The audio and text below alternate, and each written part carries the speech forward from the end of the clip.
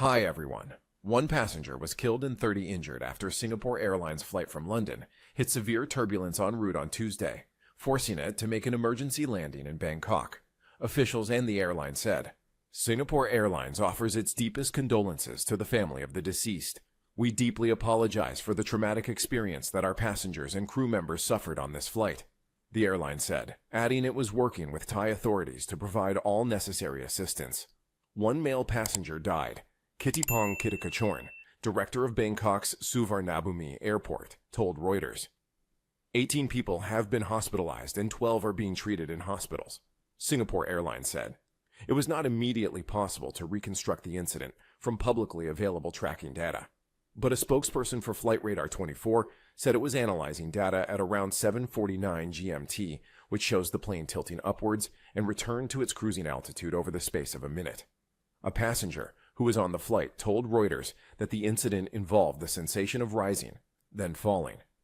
Suddenly, the aircraft starts tilting up and there was shaking, so I started bracing for what was happening.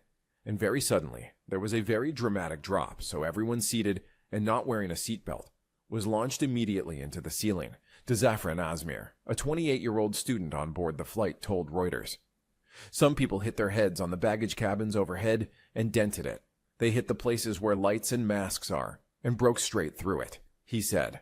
The spokesperson for FlightRadar 24 said with regard to data showing a drop in height, our initial thinking is the turbulence event is prior to the standard descent from 37,000 to 31,000 feet.